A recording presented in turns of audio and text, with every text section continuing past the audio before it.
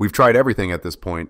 Maybe we should ask the janitor for his 2 cents. The suggestion came from Orion Blackwood, the senior board member, whose icy gaze swept over the exhausted executive team as a smirk played on his lips.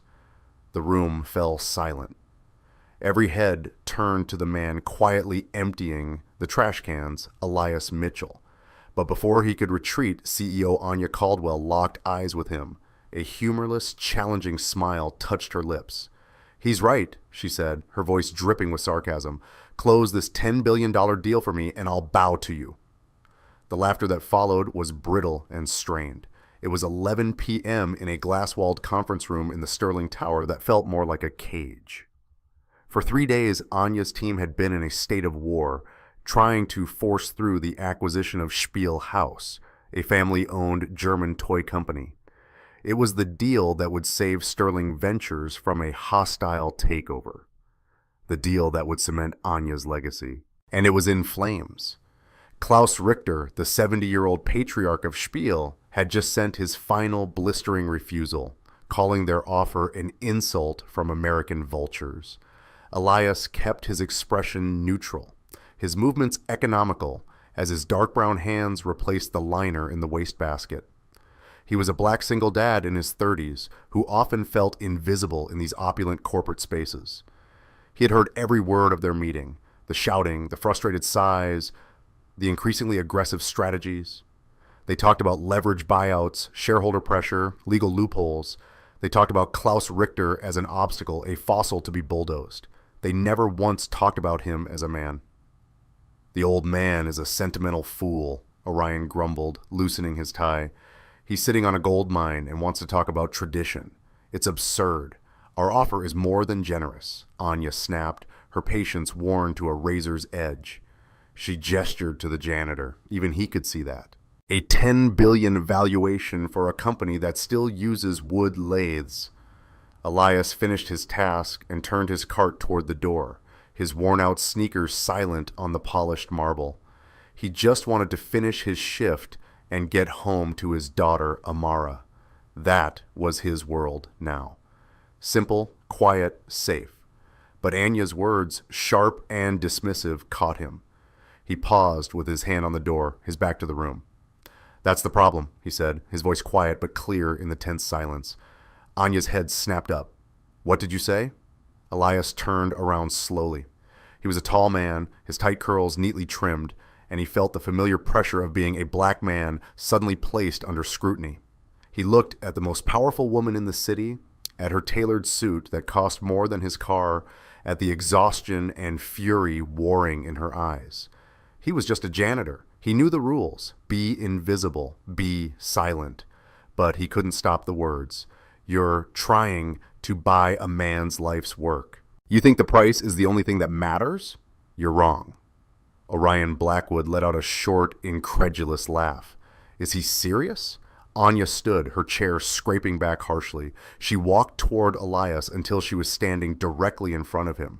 She was taller than he expected, and her gaze was intense enough to feel like a physical weight. "And what would you know about $10 billion deals?" "I don't know anything about them," Elias admitted, his voice steady. He met her stare without flinching. "But I know about fathers, and I know about Germans." The executives exchanged confused glances. Anya's eyes narrowed. The sarcasm was gone, replaced by a dangerous curiosity. She waved a dismissive hand at the rest of the room. "Everyone get out. I want to be alone with our new consultant." The command was absolute. Orion gave Elias a look of utter contempt as he filed out with the others, the heavy glass door clicking shut behind them. The sprawling, brightly lit conference room suddenly felt intimate, an arena with only 2 combatants. "You have 1 minute to explain why I shouldn't have security throw you out of this building for good," Anya said, her voice low and lethal. "My wife," Elias began, the words tasting like old memories. She was from a small town in Bavaria, not far from where Spielhaus is based. Her father was a clockmaker. He had a workshop, not a factory. His hands were his legacy. He saw a flicker of something in Anya's expression. Impatience, maybe, but she didn't stop him. "When we would visit, I'd spend hours in that workshop," Elias continued. "I learned the language, but more than that, I learned the mindset. To men like her father, to men like Klaus Richter, what they create is a part of their soul. It's not just a product, it's a promise. Your team approaches him with threats and spreadsheets. You're not just trying to buy his company. You're telling him his life has a price tag. And to him, that's the ultimate insult. Anya was silent, studying him. She was a woman who dealt in facts and figures, in market projections and shareholder value. He was talking about souls and promises. It should have been laughable. It wasn't. "You speak German?" she asked, a hint of suspicion in her voice. "Fluently," he confirmed. She paced for a moment, the click of her heels, the only sound. "Orion thinks I'm failing. He's been waiting for this since my father died, waiting for me to stumble so he can take over. This deal has to happen. I don't have time for poetry and promises, Mr. Mitchell. Elias Mitchell. I need a weapon, Mr. Mitchell, not a philosophy lesson." "Respect isn't a philosophy," Elias countered softly. "It's a strategy. It's the one you haven't tried."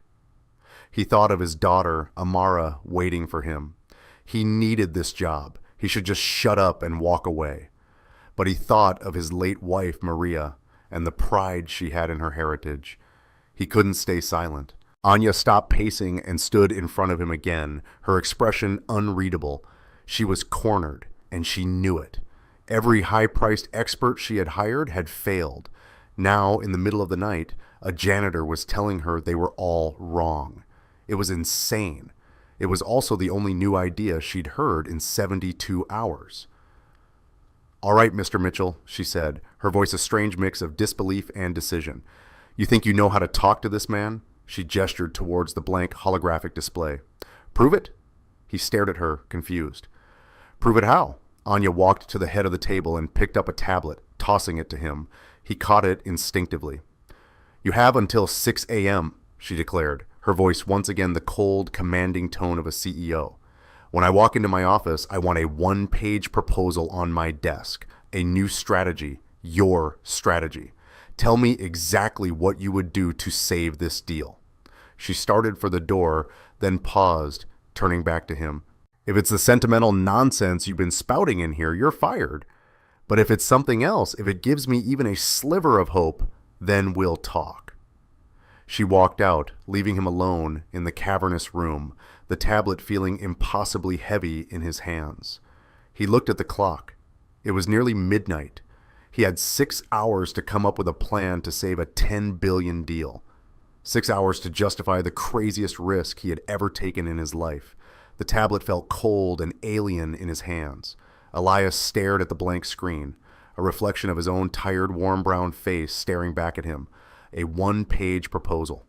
He didn't know the first thing about corporate strategy. He didn't know buzzwords like synergy or optimization. He just knew what he felt. A deep, instinctual certainty that their entire approach was a declaration of war on a man who valued peace. He didn't use the tablet.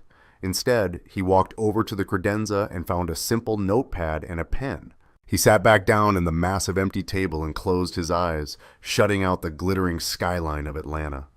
He thought of Maria's father, Gunther, a man whose hands were stained with wood polish and whose knuckles were swollen with arthritis, but who could make a cuckoo clock chime with the sound of pure joy. He remembered Gunther telling him once in slow, careful German, "A man's workshop is the museum of his heart. Everything inside tells his story." Klaus Richter wasn't a clockmaker, but he was a toy maker. What was a toy if not a small engine of joy, a story waiting to be told? Elias began to write. He didn't write a proposal, he wrote a plan. A single, simple, shockingly human plan. When he finished, there were only a few paragraphs on the page. He tore it out, folded it neatly, and placed it in his shirt pocket. He spent the rest of his shift on autopilot, his mind a million miles away, somewhere in the rolling hills of Bavaria. He got home just as the first hints of dawn were painting the sky. His apartment was small, on the third floor of a walk-up, but it was clean, and a framed photo of his beautiful black family sat on the shelf, filling the room with the scent of the lemon tea Amara liked. He peeked into her room. She was asleep, her small form with its coiled hair curled under a handmade quilt, her breathing soft and even. For a moment the weight of the world lifted from his shoulders. This was his $10 billion deal. This was the only thing that mattered. He showered, changed out of his uniform, and made 2 mugs of tea. When he came back into her room, she was stirring. "Hey, sleepyhead," he whispered, sitting on the edge of her bed. "Morning, Daddy," she mumbled, rubbing her eyes. "Did you have a good night at work?" "It was interesting," he said, handing her the mug. He never lied to her. "I might have done something a little crazy." She sat up, suddenly more awake. "What kind of crazy?" "The kind of crazy that gets you in trouble or gets you a promotion," he said with a half smile. "I'm not sure which yet." She giggled. "I vote for promotion." He kissed her forehead. "Me too, kiddo. Me too." At 5:55 a.m., Elias walked back into the silent, imposing lobby of Sterling Ventures. He took the elevator to the top floor. Anya Caldwell's office was a corner suite with a view that seemed to stretch into forever. The lights were off, the space pristine and intimidating. He walked over to the massive mahogany desk, took the folded piece of paper from his pocket and placed it squarely in the center. Then he turned and left, his heart pounding a nervous rhythm against his ribs. Anya arrived at precisely 6:01 a.m. She wore a different suit, a sharp charcoal gray, and her expression was even harder than the night before. She didn't seem to have slept at all. She strode into her office, tossing her keys on a side table without breaking stride. Then she stopped. She saw the single folded piece of notepaper on her desk. Not a printout, not an email. A piece of paper like a relic from a forgotten age. She unfolded it. The handwriting was neat, clean, and masculine. "Miss Caldwell, you are not buying a company. You are asking a man to trust you with his family's soul. Stop sending lawyers. Stop sending accountants. Stop sending threats. Send a letter, a real one, handwritten, not from a CEO, but from a parent. Write it in German. Tell him you understand what it means to build something to pass on to your child. Tell him you don't want to erase his legacy. You want to protect it for a new generation of children. Ask him to meet you, not in a boardroom, but at his workshop. Let him show you his story. Don't talk about money. Talk about his first toy. Ask him what he wants his grandchildren to remember about him. This isn't a negotiation. It's an adoption. You have to prove you're worthy of his child." Anya read it 3 times.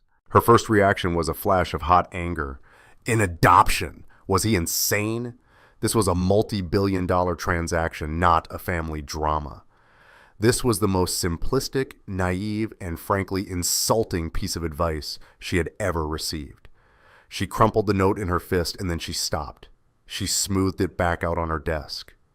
The crease a testament to her frustration. She stared at the words, "A parent to pass on to your child." She thought of her own daughter, Lily, who was probably being dressed by the nanny right now, a girl she saw for maybe an hour a day. What legacy was she building for her? A mountain of money and a mother who was never there. She pressed a button on her intercom. "Get me Elias Mitchell from facilities. I want him in my office, now." A few minutes later, Elias stood before her desk. He looked tired, but his gaze was direct. "This," Anya said, holding up the note with 2 fingers as if it were contaminated, "is your grand strategy? A pen pal club." "It's a sign of respect," Elias replied calmly. "It's showing him you're willing to meet him on his terms, in his language." "And you think a letter is going to make him forget about the 9 zeros on our offer?" She scoffed. "It might make him see the person behind them," Elias said. "You're a ghost to him, Miss Caldwell, a name on a legal document. This makes you a human being. Right now, that's the only leverage you have left."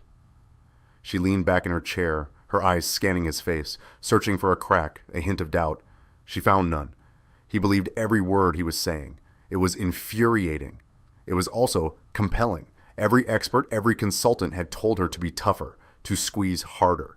He was telling her to be softer. It was the one thing no one had dared to suggest. "And I suppose you think you can write this magical letter?" she challenged. "I can translate it," he said. "The words have to come from you." She was silent for a full minute, her fingers drumming a frantic, silent rhythm on the arm of her chair. The fate of her company, her father's legacy, rested on this moment, on a choice between the brutal, logical world she knew and this leap of faith. All right, Mitchell, she said finally, the words sharp and decisive. We'll try it your way, but, she added, leaning forward, her eyes pinning him in place, there's a condition. What condition? I'm not hiding behind a piece of paper. If this is about being human, then we do it face to face. The letter will be an invitation to a meeting. She stood up, a new, determined light in her eyes. And you're not just translating it. You're coming with me to Germany. If I'm walking into the lion's den, I'm bringing the lion tamer with me. Elias felt as if the floor had just dropped out from under him. Germany? Miss Caldwell? I can't go to Germany. I'm a janitor. I have a daughter. I can't just leave the country. Anya waved a dismissive hand, already walking toward her desk and tapping on her tablet. We have an HR department. We'll arrange a temporary leave of absence. As for your daughter, hire a sitter. The company will cover the expense. The casualness of her reply hit him like a slap. A sitter? I can't leave Amara with a stranger for days. She's my daughter, not an inconvenience. The words were sharper than he intended, but the thought of leaving his child in the hands of someone he didn't know was a non-starter.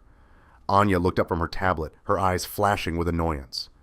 Mr. Mitchell, this is a multi-billion-dollar corporation, not a daycare. I need your expertise on the ground. Make the necessary arrangements. That's an order. Before Elias could argue further, the intercom on her desk buzzed. It was her personal assistant, her voice strained. Miss Caldwell, I'm sorry to interrupt, but it's your nanny on line 1. She says it's urgent. About Lily? Anya's corporate mask tightened, but a flicker of concern crossed her face. She stabbed a button on her phone. What is it, Helen? Her voice was clipped. She listened for a moment, her posture growing rigid. A fever of 103. Did you give her the medicine Dr. Evans prescribed? I see. No, I'm in a critical meeting. I can't leave right now. Yes, I understand. Call the doctor and let me know what he says. She hung up, her jaw tight. She stared at the phone for a long moment, a war raging behind her eyes.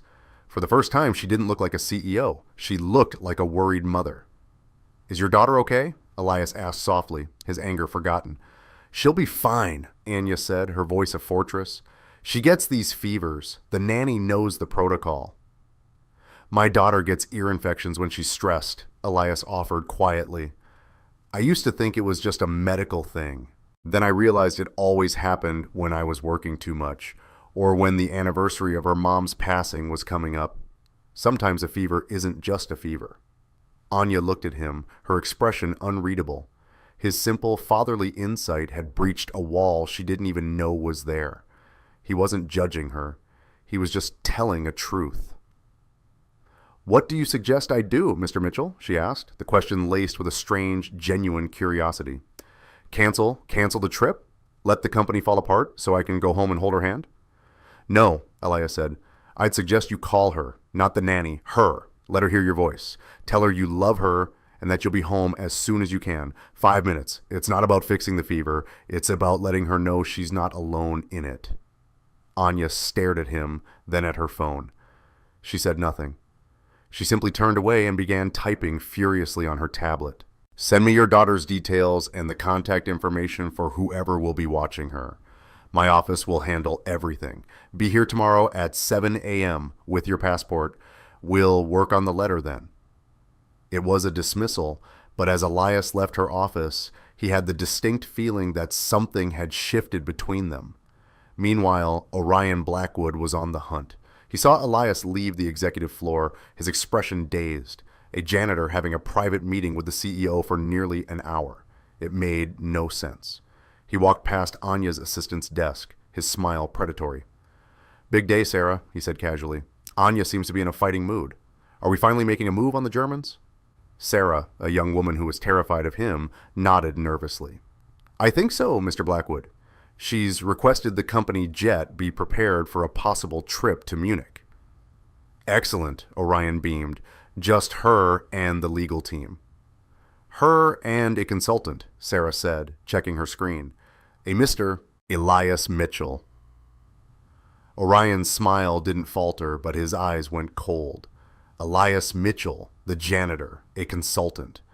Anya was up to something desperate and foolish, and he was going to find out exactly what it was. The next morning, Elias sat opposite Anya at the same massive conference table from the other night. This time, it was just the two of them. In front of her was a sheet of the company's finest linen stationery and a heavy, expensive fountain pen. "All right, Mr. Mitchell," she said. "All business. Let's write this letter."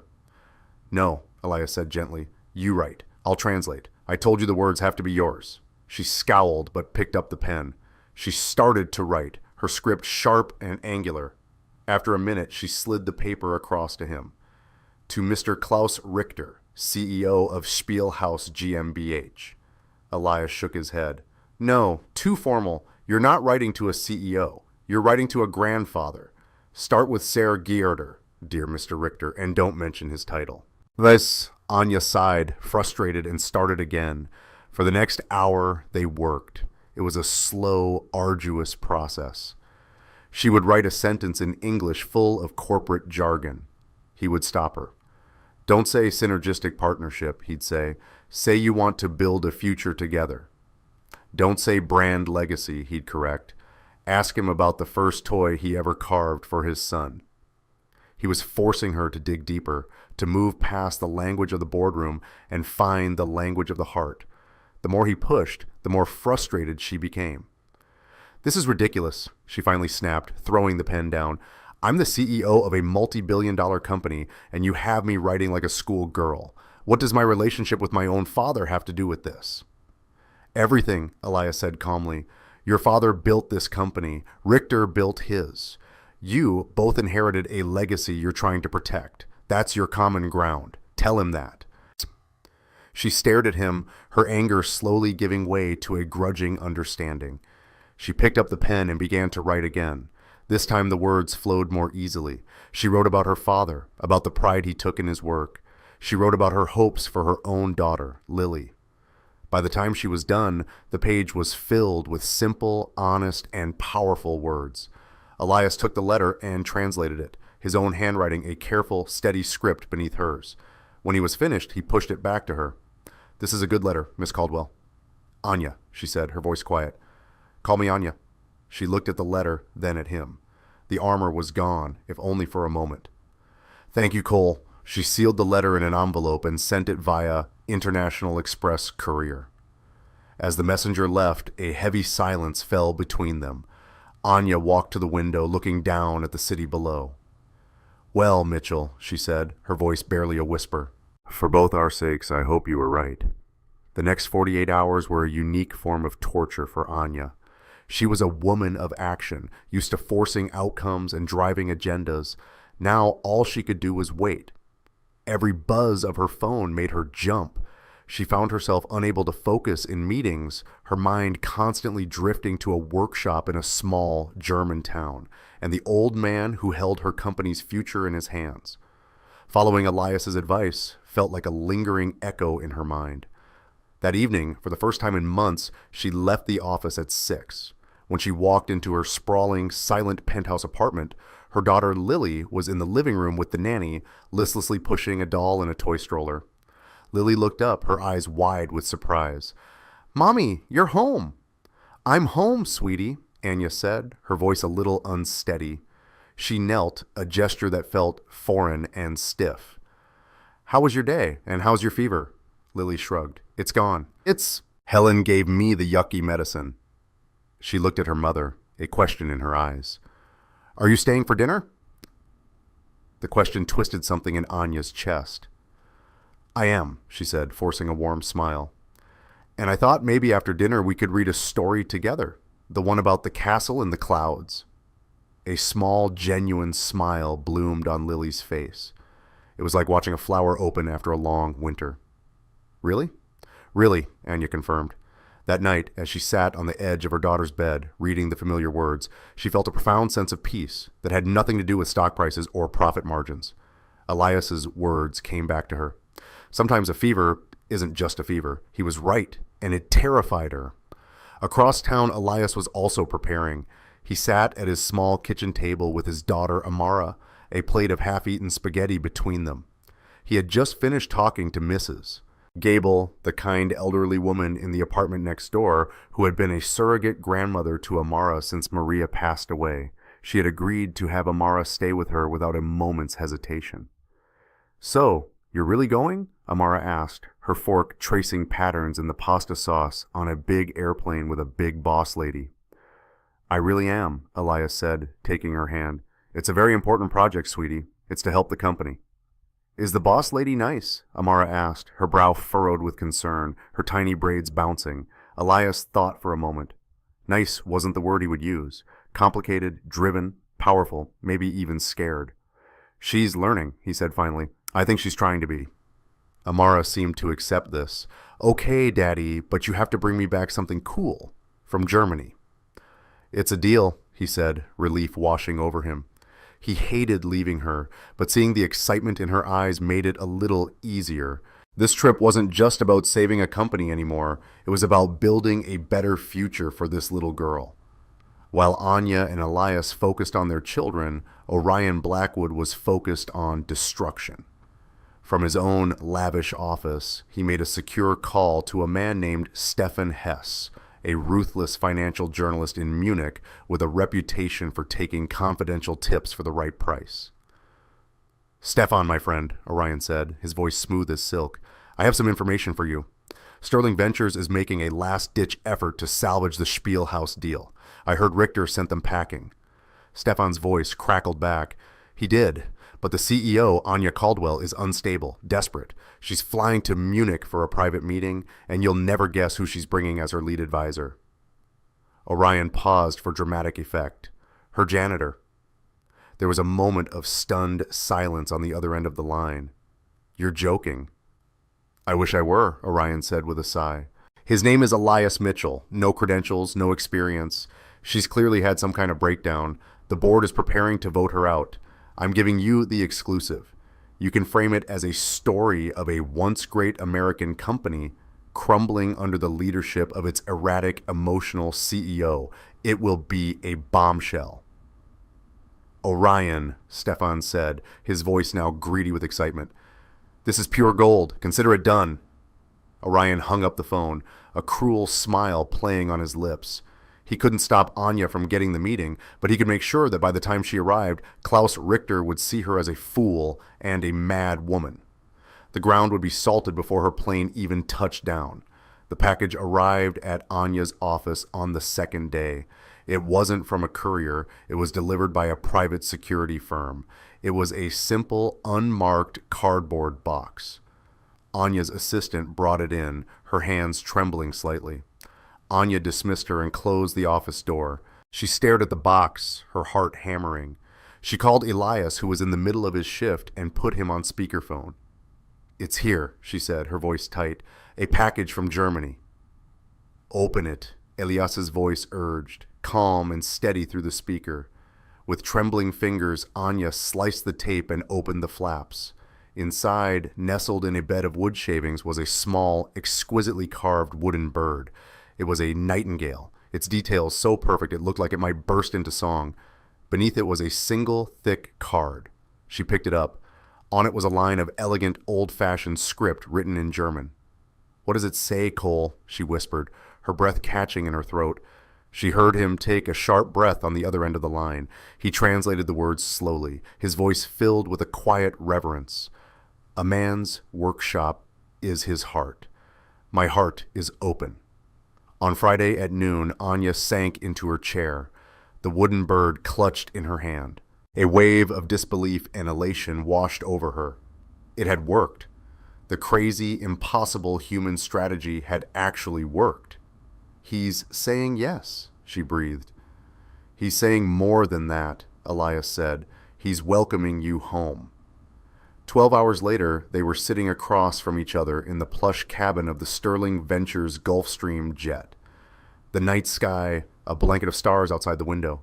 The roar of the engines was a low hum as they began their ascent, leaving the Atlanta city lights far below.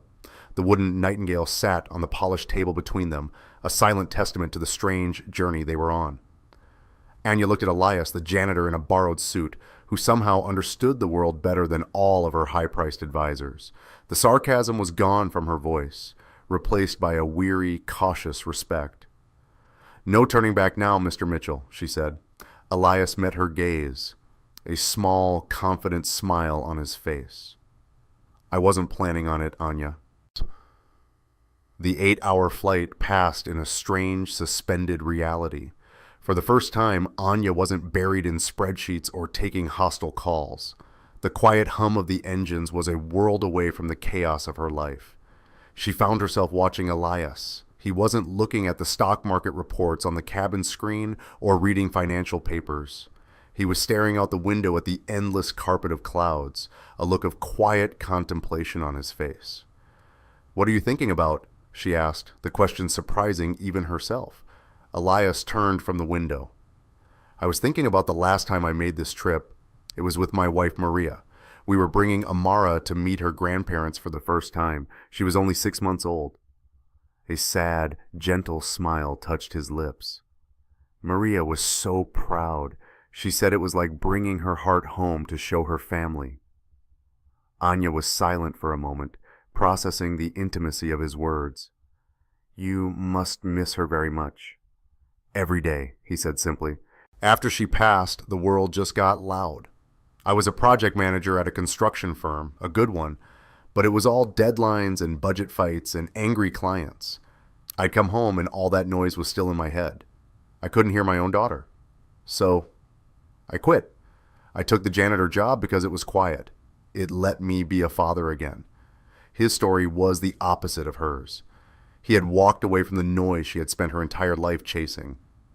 "My father was the opposite," she found herself saying, her voice softer than usual. "He was the heart of this company, a brilliant inventor. He could design anything, but he hated the business side.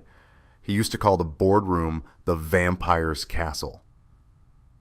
When he got sick, the board members, people like Orion, started circling. They saw him as weak. So I had to become the shark. I had to be tougher and smarter and more ruthless than all of them just to protect what he built.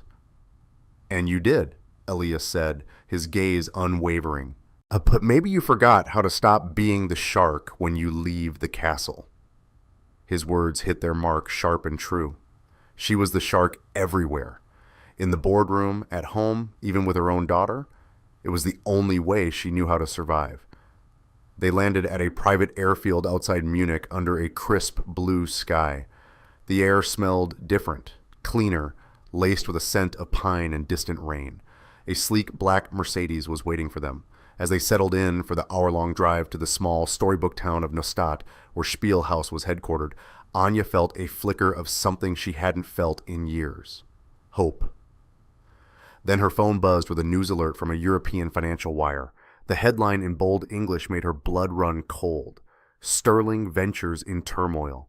Erratic CEO bets billions on unorthodox tactics amidst merger collapse."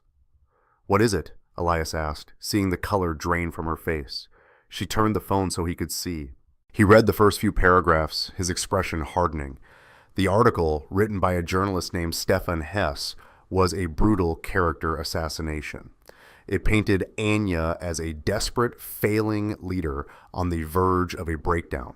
It mocked her mysterious new strategy and cited anonymous sources from within her own board, Orion, without a doubt, who expressed grave concerns for the company's future. The most venomous line was buried in the third paragraph. Her latest gambit reportedly involved sidelining her entire experienced legal team in favor of a single unqualified consultant with no corporate background, a move one source called a shocking and irresponsible display of instability. The hope she'd felt moments before evaporated, replaced by a cold, sickening dread. Orion had done it. He had poisoned the well. Klaus Richter was a proud, traditional man. The moment he read this, the meeting would be over. He would never do business with a woman the world was calling a fool. "It's over," she whispered, the words tasting like ash. She leaned forward, her voice hollow. "Driver, turn around. Take us back to the airport." The driver glanced in the rearview mirror, awaiting confirmation. "No," Elias said, his voice firm and clear. Anya turned to him, her eyes blazing with a desperate fury. "Did you not just read that, Cole? He's painted me as a lunatic. Richter will be laughed out of his own town if he even meets with me now. Orion won." "No, he didn't," Elias insisted, his voice cutting through her panic. He tapped the phone screen. This isn't a sign of your weakness, Anya. It's a sign of his fear. He's not doing this because he thinks you're going to fail. He's doing this because he's terrified you're going to succeed. He leaned closer, his intensity holding her in place. You think Klaus Richter, a man who has resisted corporate vultures for 50 years, cares about some gossip columnist in Munich? He's a man who reads character, not headlines. Orion just handed us a gift. A gift? She asked incredulously. How is this a gift? Because now, when you walk into that workshop, you're not just a CEO. You're an underdog. You're a woman who is being attacked by the very vampires your father warned you about. You're going to walk in there, look him in the eye, and prove that everything in this article is a lie. You're going to show him your character. Her breathing was ragged, her mind racing. Every instinct screamed at her to flee, to retreat to her fortress of lawyers and fight back on familiar ground. But Elias's logic was a steady anchor in the storm of her fear. He was right. Running would be an admission of guilt. She looked at him, at the quiet, unshakable strength in his face. He wasn't just a janitor. He was her only ally. She took a deep, shuddering breath. She looked at the driver in the rearview mirror, her voice no longer hollow, but filled with a new, hard resolve. "Keep driving," she said. "We have a meeting to get to." The town of Neustadt was like stepping into a postcard. Cobblestone streets wound between timber-framed houses with overflowing flower boxes.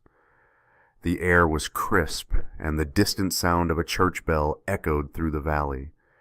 In the window of every other shop, there were handcrafted wooden toys, soldiers, dolls, intricate puzzles, all bearing the small, elegant Spielhaus logo. This wasn't just where Klaus Richter worked, this was his kingdom. Their hotel was a historic inn called the Gilded Bear. As Anya swept into the lobby, her sharp suit and tense energy a stark contrast to the cozy, wood-paneled surroundings. The woman at the front desk looked up. Her polite smile froze for a fraction of a second. It was a flicker of recognition, quickly masked, but Anya saw it.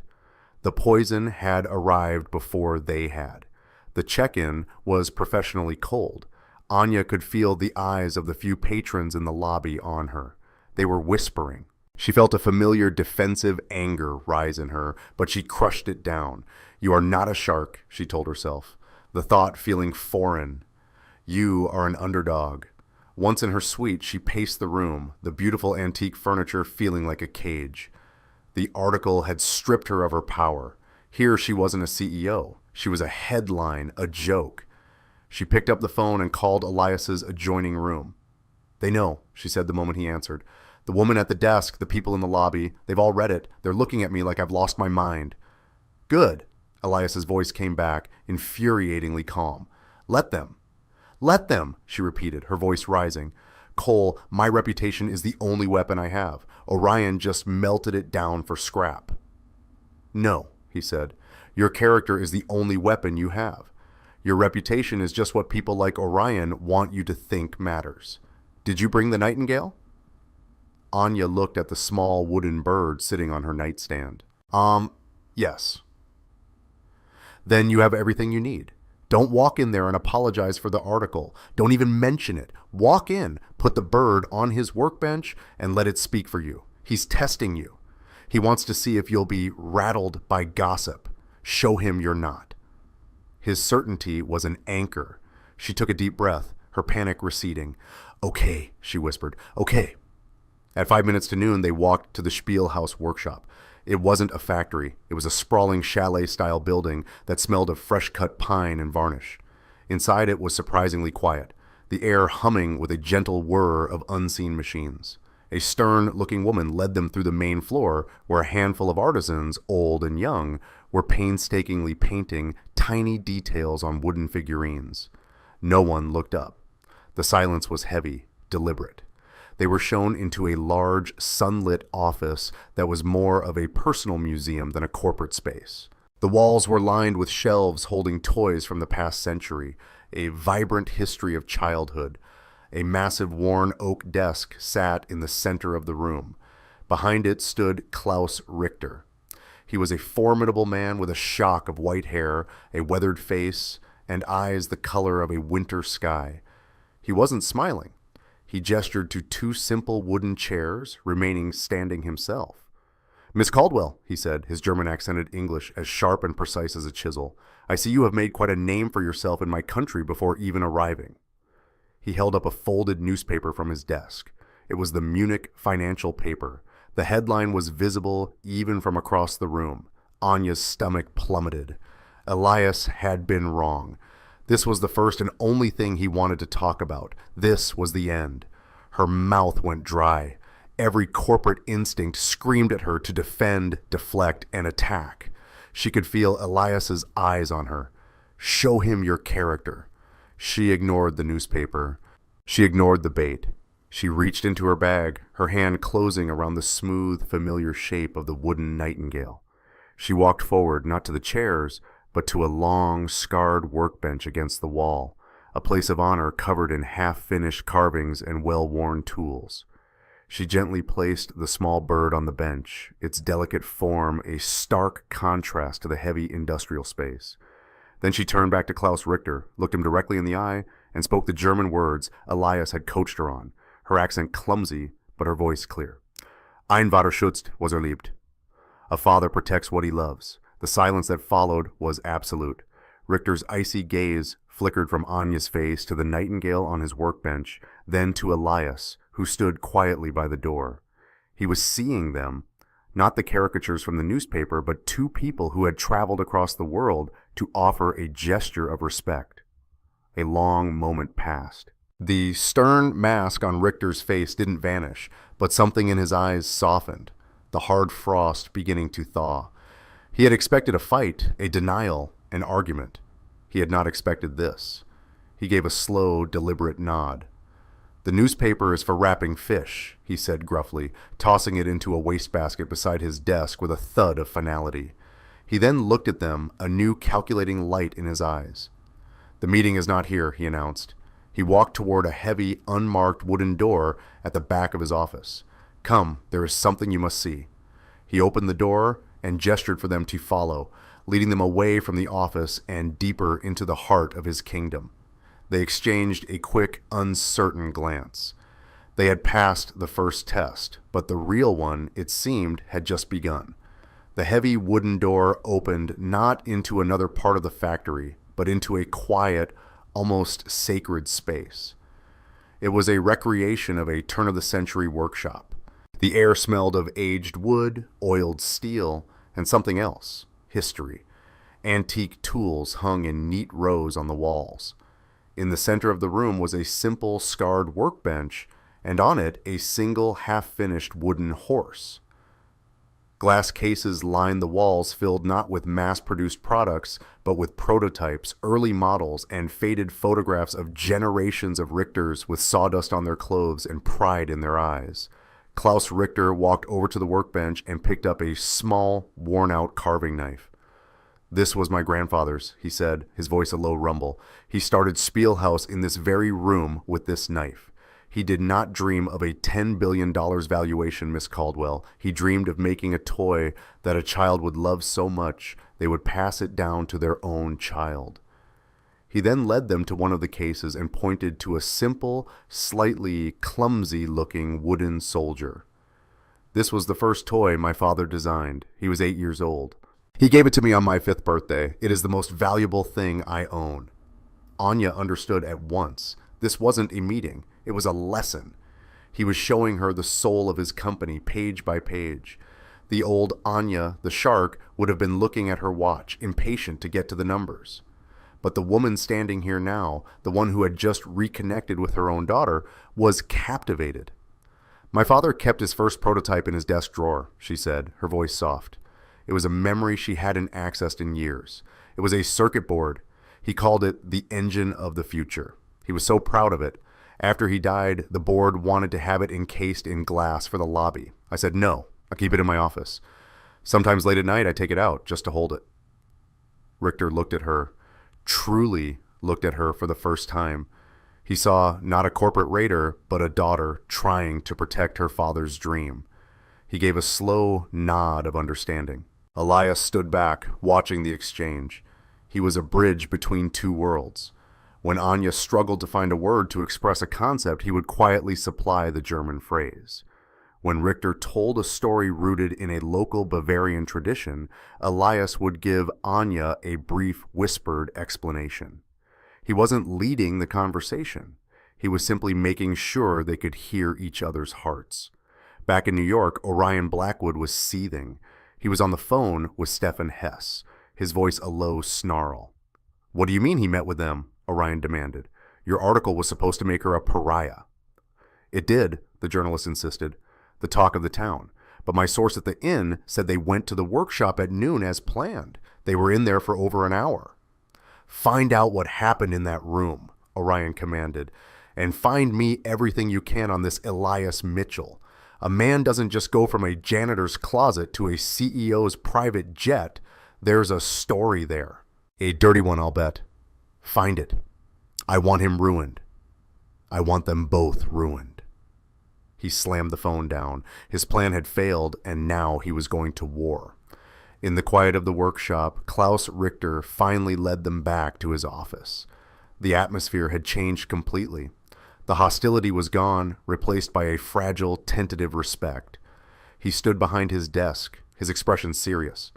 "My company is not for sale, Miss Caldwell." Anya's heart stopped. After all this, had she still failed? "However," Richter continued, a faint smile touching his lips for the first time, "I am an old man, and my own son has no interest in this world. Spiel needs a new guardian, a partner, not an owner." He laid out his terms, and none of them were about money. He wanted a guarantee that not a single worker in Neustadt would lose their job. He wanted a permanent seat on the board for his family to protect the brand's integrity. And he wanted a multi-million-dollar investment to create a new apprenticeship program to teach the art of toy making to the next generation. It wasn't an exit strategy, it was a succession plan. Anya listened, her mind racing. It was unconventional, it was complicated, and it was brilliant. It was a deal that honored the past while building a future. "Yes," she said without hesitation, "we can agree to those terms." Richter nodded, seemingly satisfied, but there was one final test. He walked to a heavy safe in the corner of the room, turned the dial, and pulled out a thick, leather-bound journal. Its pages yellowed with age. He placed it gently on the desk between them. "This was my father's first design journal," he said, his voice thick with emotion. "It contains the founding principles of our company, the philosophies behind every toy we have ever made." He pushed the book toward Anya. "Go back to your hotel. Read this, both of you. If you understand what is written in these pages, if you understand the responsibility that comes with them, then we will have a deal. We will talk numbers tomorrow morning at 9 o'clock. Anya stared at the journal. It felt heavier than any legal contract. He was handing her his family's soul, trusting her not to crush it. This was no longer about a transaction. It was about earning the right to be a part of a legacy. Back in the quiet warmth of Anya's hotel suite, they sat at a small table, the antique journal placed between them like a sacred text. The room was silent except for the soft rustle of the old pages and Elias's low, steady voice as he translated the elegant, spidery German script.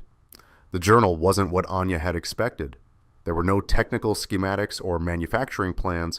It was a book of philosophies. Each page contained a sketch of a toy, and beside it, handwritten notes about the child who would play with it. "A toy soldier is not a model of war," Elias translated one passage. "He is a guardian of the bedroom door, a silent friend who stands watch while a child sleeps. His uniform must be brave, his expression kind." Another page showed a simple wooden train.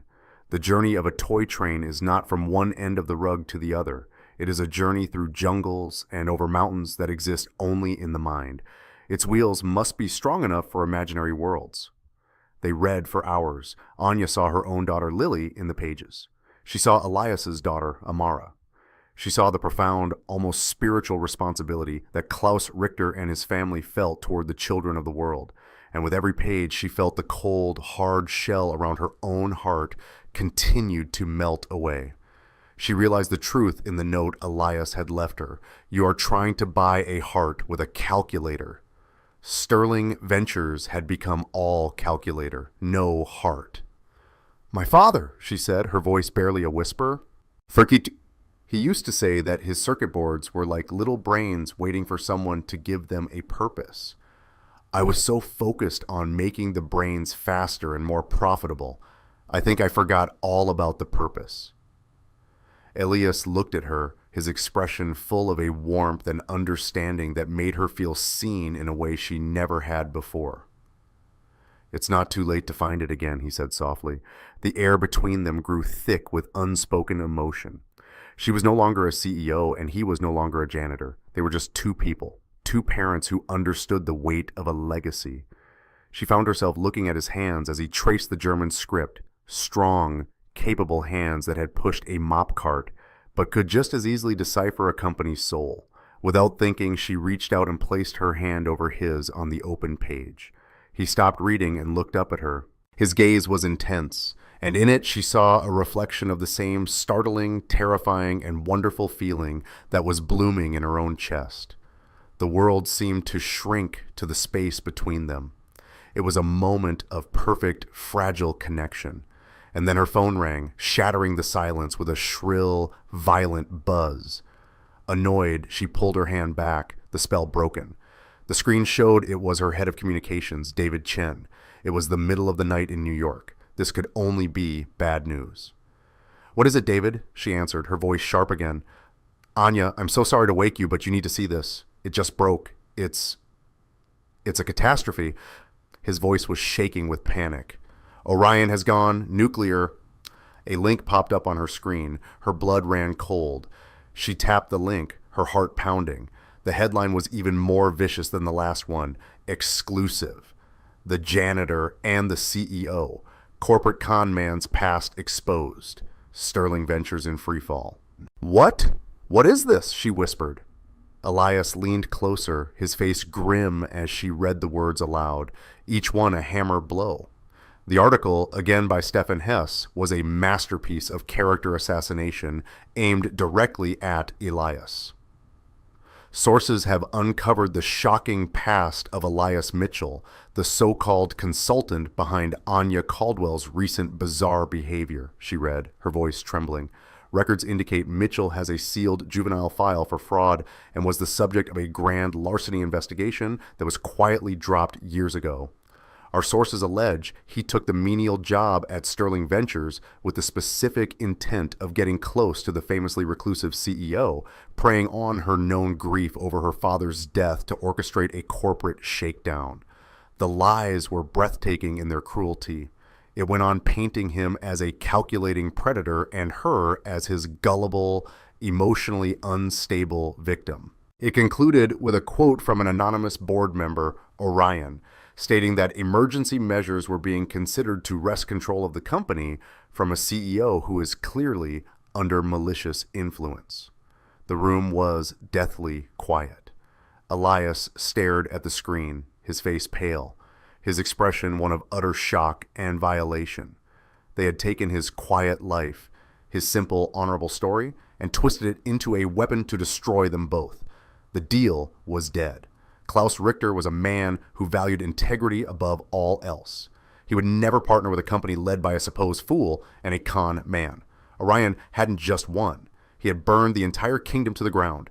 Anya looked from the poisonous words on the screen to the man sitting beside her, the man who had shown her more integrity and wisdom in 3 days than her entire board had in 3 years, the man whose hand she had just been holding. Her old survival instincts screamed at her. Cut him loose, denounce him, save the deal, save yourself. It was the logical move. It was what the shark would do. Elias finally looked up from the phone, his eyes meeting hers. He didn't look angry. He just looked defeated. "Anya, I'm so sorry," he said, his voice rough. He expected her to run, to blame him, to call security. He was waiting for the axe to fall. She stared at him, the battle for her own soul raging in her eyes. The fate of her company, her future, and the man she was realizing she was falling for all rested on what she would say next. Anya looked at Elias's defeated face, and the last remnants of the cold, calculating shark inside of her died. In its place, a cold, protective fury rose, sharp and pure. She reached out, not for the phone to call her lawyers, but for his hand. She squeezed it hard. "Don't you dare apologize," she said, her voice a low, dangerous command. "He didn't attack a janitor, Cole. He attacked my partner. This isn't a PR crisis. It's a declaration of war, and Orion just made the mistake of his life." Hop. Elias looked up, stunned by the ferocity in her eyes. He saw no fear, no doubt, only a resolute, unwavering loyalty that stole his breath. "What do we do?" he asked, his voice still rough. "The meeting is in 9 hours. We can't disprove lies like these overnight." "No," Anya agreed, her mind already shifting into high gear. "We can't, so we don't play his game." She stood up and began to pace, not with anxiety, but with predatory energy. "He wants to fight in the mud with lies and headlines. Fine, we'll fight in the light with the truth. We walk into that meeting and we own every single word of it." "Own it?" Elias asked, confused. "How?" "We tell him everything," she said, turning to face him. "We show him the article. We tell him exactly who you are. A father who took a quiet job to raise his daughter. We tell him who Orion is. A snake who is trying to sabotage this company for his own gain. No defense, no excuses, just the truth. Klaus Richter values character. Let's show him ours." It was a terrifyingly bold strategy, a gamble on the character of a man they barely knew. "Okay," Elias said, a slow, determined nod. "Okay." Anya's lips curved into a dangerous smile. "And while we're telling the truth, my team is going to be finding it." She grabbed her phone and dialed a number from memory. It was answered on the first ring. "Markham," she snapped. "Wake up your team. I want everything on Orion Blackwood. I want his bank records, his phone logs, any offshore accounts. I want to know who he's been talking to, who he's been paying. I don't care if it's legal. I don't care what it costs. I want the proof that he's behind these articles. You have until my meeting starts. That's 8 hours. Go." She hung up without waiting for a reply. She was no longer just protecting her father's company. She was fighting for the man standing in front of her.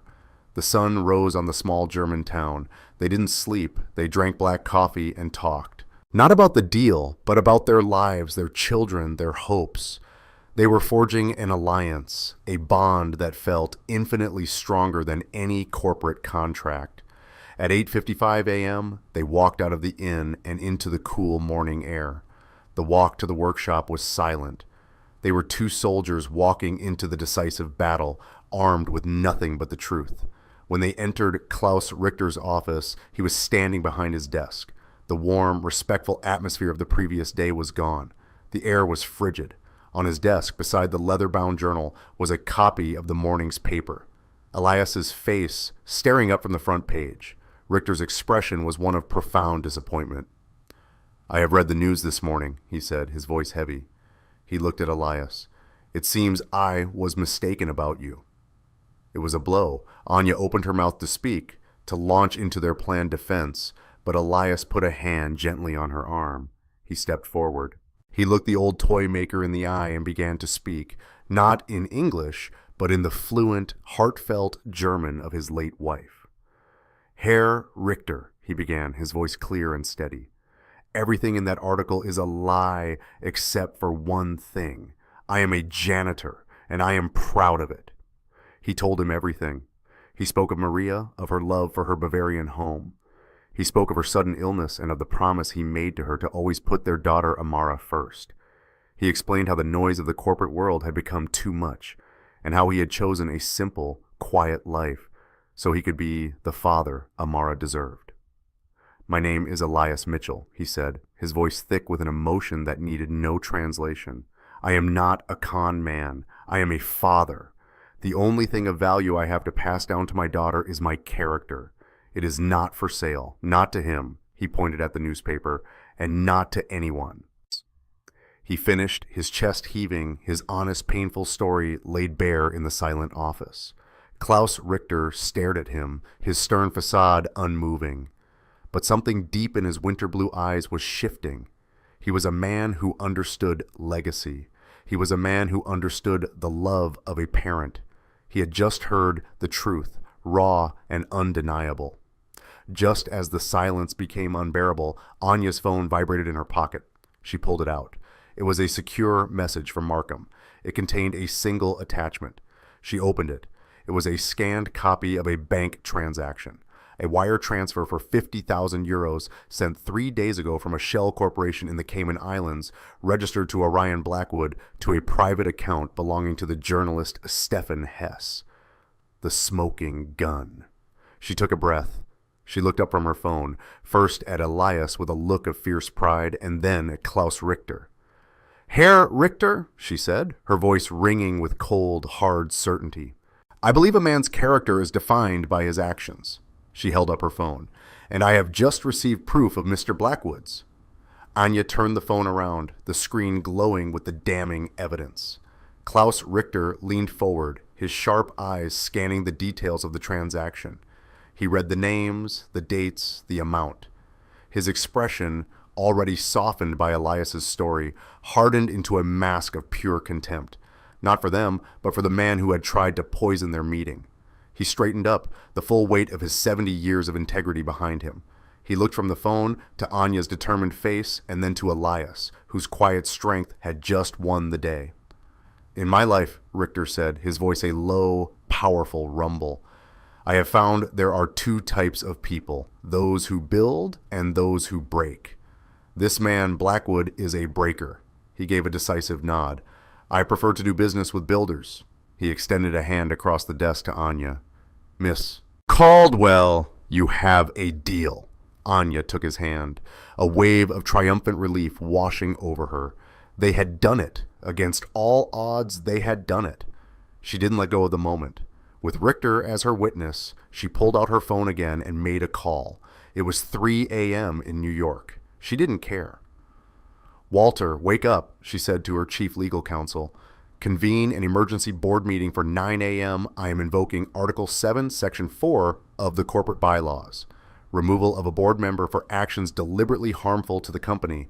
I have irrefutable proof of corporate sabotage and defamation committed by Orion Blackwood. His security credentials are to be revoked immediately. His assets are to be frozen. I want him out of my company by the time my plane touches down." Her voice was steel. It was the voice of the shark, but now it was wielded in the service of justice. That evening, the deal wasn't celebrated in a fancy restaurant. Klaus Richter insisted they come to his home, a warm, rambling house filled with the laughter of his grandchildren. They ate a simple, delicious meal at a long wooden table. For the first time, Anya saw Elias truly relax, charming Richter's wife and making the children giggle as he told them stories. She saw the man he was outside of the crisis, the kind, steady father, and she felt herself falling completely in love. Later, as the stars came out in the clear Bavarian sky, they stood outside in the garden. "You saved me today, Cole," she said quietly. "Not the company. Me? You reminded me of the person I was supposed to be." "You were always that person, Anya," he said, turning to her. "You just built walls so high you couldn't see over them." He reached out and gently brushed a stray strand of hair from her face. "I'm glad I got to meet the woman behind the walls." In the soft glow of the porch light, surrounded by the quiet peace of a life well lived, she leaned in, and he met her halfway. Their kiss was gentle at first, then deeper, a culmination of all the trust, respect, and admiration that had grown between them in the crucible of the last few days. It wasn't the end of a deal. It was the beginning of everything else. 6 months later, Anya Caldwell stood at the window of her new office. It was the same corner suite, but it felt different. The massive, intimidating desk was gone, replaced by a round table. On the wall was a framed photo of her, Elias, Lily, and Amara, all of them laughing on a picnic blanket in Central Park. Orion Blackwood was a bitter memory. He had been unanimously voted off the board and was now facing a mountain of civil lawsuits, his reputation permanently destroyed. The partnership with Spielhaus, built on a foundation of trust, was a roaring success. Sterling Ventures was more profitable than ever, but it was also a better place to work. Anya was now known not as a shark, but as a visionary leader who championed integrity. Elias's office was down the hall. He was the company's new head of special projects, a title they had invented together. His job was to be the company's heart, to find the human element in every decision they made. He still walked the floors, but now he wasn't invisible. He was the most respected man in the building. That Saturday, the four of them were in the park. Lily and Amara, now inseparable, were chasing a kite, their laughter echoing in the autumn air. Anya was leaning against Elias, his arm wrapped around her, both of them wearing simple gold wedding bands. "Look, Mommy!" Lily shouted, pointing to the sky as the kite soared. "We're flying!" Anya smiled, a genuine, easy smile that reached her eyes. She thought of the journey from a sarcastic challenge in a sterile boardroom to this perfect, sunlit afternoon. She had been offered a $10 billion deal, but she had gained something infinitely more valuable. Elias kissed the top of her head. "What are you thinking about?" he whispered. She looked at her daughter, at his daughter, at the man she loved. She thought of the toy soldier in Klaus Richter's display case, the one that was a guardian, a kind and silent friend. She realized they had both been standing watch, protecting their own little worlds. Now they were standing, watched together. "I was just thinking," she said, squeezing his hand, "that we closed the deal. Sometimes the greatest risks have nothing to do with money, and the most valuable assets can't be listed on a spreadsheet." This story is a reminder that a person's worth is measured by their character, not their title, and that sometimes the quietest voice in the room is the one telling the most important truth. It's a story that proves that when you lead with your heart, the profits in business and in life will.